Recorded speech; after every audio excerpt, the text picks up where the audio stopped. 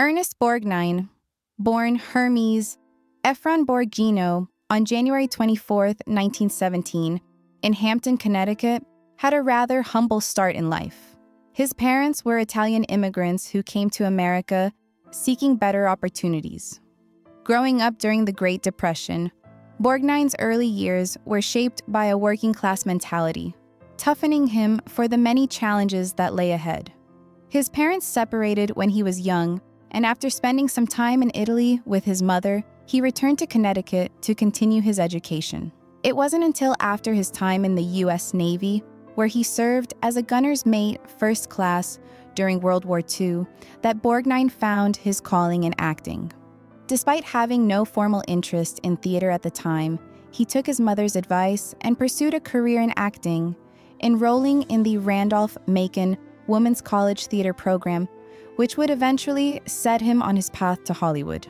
A late start in acting Borgnine's acting career began later in life, after his military service.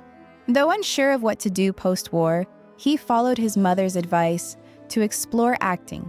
After studying at the Barter Theater in Virginia, his big break came in 1951 with the Broadway production of Harvey, a role that would lead to Hollywood offers. His imposing features and commanding voice made him ideal for roles that required toughness or authority. Borgnine's portrayal of the brutal Sergeant Fatso Judson in From Here to Eternity, 1953, helped solidify his place in the industry. However, it was his role in the 1955 film Marty that truly marked his ascent.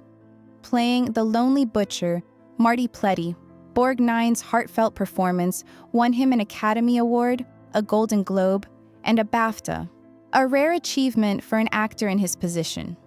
This role broke the mold of typical Hollywood leading men and proved that true talent could triumph over traditional glamour. Versatility. Across genres, Borgnine's career spanned multiple genres, proving his versatility. During the 1960s and 1970s, he showcased his talents in action-packed films like The Dirty Dozen, 1967, and Ice Station Zebra, 1968.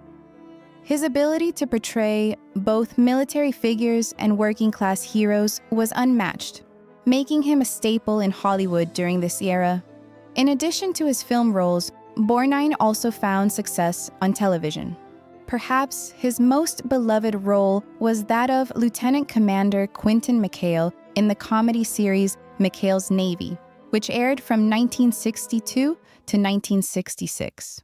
The role earned him a new legion of fans, thanks to his comedic timing and affable charm.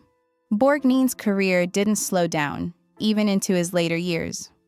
From his role as the helicopter mechanic Dominic Santini in Airwolf, 1984 to 1986, to voicing the character of Mermaid Man on SpongeBob SquarePants, Borgnine remained a familiar face across all forms of media. Awards and recognition. Throughout his long career, Borgnine was showered with accolades. His achievements were recognized by the Screen Actors Guild, which awarded him a Lifetime Achievement honor in 2007. Borgnine's career also earned him a star on the Hollywood Walk of Fame, cementing his legacy in the industry. Even as he grew older, Borgnine remained a respected figure, continuing to act in films and TV shows. In his later years, he earned the admiration of younger audiences through his work as Mermaid Man on SpongeBob SquarePants, showing that even after decades in the industry, he could still connect with new generations of fans.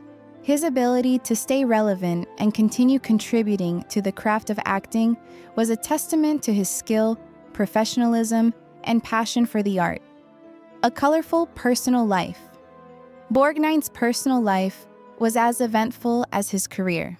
Over the years, he was married 5 times, with each relationship reflecting different stages in his life.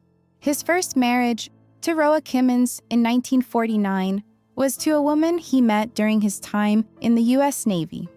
They had a daughter together, Nancy, before divorcing in 1958. His second marriage, to Mexican actress Katie Gerardo, began in 1959 but ended in 1963. Despite their mutual stardom, their marriage was marred by frequent separations and clashes over their careers. Borgnine's third marriage, to actress and singer Ethel Merman, was one of the most publicized and shortest, lasting only 42 days. The relationship became infamous due to constant conflicts between the two larger-than-life personalities. Though their marriage was brief, it remains a well-known anecdote in Hollywood history. Borgnine's fourth marriage, to Donna Rancourt, lasted 7 years and was marked by stability, despite the pressures of his busy career. They had 3 children together, but ultimately divorced in 1972. His final marriage, to Tove Trisk-Noy, a Norwegian businesswoman, proved to be the most enduring. They were together for nearly 4 decades, a testament to their deep companionship and mutual respect. Borgnine's changing personal habits. In addition to his career and relationships, Borgnine made a significant personal change in the 1960s. He gave up smoking in 1962. At the time, Borgnine was a heavy smoker, a habit common among many actors of his generation. However, recognizing the toll smoking could take on his health, particularly his voice, Borgnine decided to quit. His decision was one of self-improvement, and it reflected the same determination that defined his approach to both his career and personal life. This change marked a shift toward a healthier lifestyle and was just one of the many steps Borgnine took to ensure he would remain active and vital for many more years to come. A strong opinion on peers. While Borgnine was well known for his jovial personality and work ethic, he also had strong opinions about some of his peers in Hollywood. In a rare conversation with a biographer, Borgnine revealed a list of 7 actors he openly disliked, attributing his feelings to various reasons ranging from personality clashes to professional betrayals. The first actor on his list was Frank Sinatra. While Borgnine admired Sinatra's music, he found his behind-the-scenes behavior difficult to tolerate. Sinatra was known for his ability to dominate any room, and Borgnine found his presence more intimidating than admirable. He described Sinatra as someone who expected loyalty but rarely returned it, which left Borgnine with a sense of resentment. The trouble with Montgomery Clift. Montgomery Clift was another actor Borgnine found difficult to work with. While he acknowledged Clift's talent, he didn't respect his method or his personal struggles. Borgnine believed that Clift's emotional breakdowns during filming were unprofessional and selfish. To Borgnine, acting was a job that required dedication and discipline, not emotional turmoil. He felt that Clift's tortured personal life affected his work, and he didn't believe Hollywood was the place for actors who constantly played the victim. This critical perspective reflected Borgnine's old-school values, where hard work and professionalism took precedence over personal drama. Tony Curtis, a pretty face, but no grit. Borgnine's opinion of Tony Curtis was blunt and uncompromising. While Curtis was known for his good looks, Borgnine didn't believe he had the grit to back them up. The two had worked together on The Vikings, 1958, and Borgnine found Curtis to be pampered and overly concerned with his appearance. According to Borgnine, Curtis lacked the work ethic and determination that defined his own approach to acting. He resented Curtis's focus on glamour rather than the grind of the profession.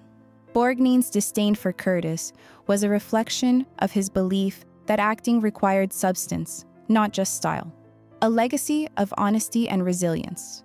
Ernest Borgnine's legacy will always be defined by his work ethic, his humility, and his ability to persevere through both personal and professional challenges.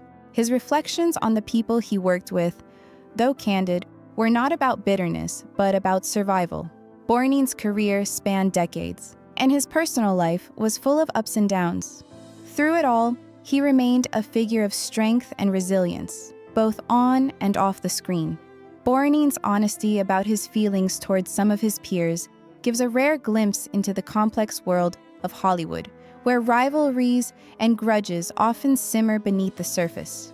His enduring legacy, however, is one of respect, perseverance, and a love for the craft of acting.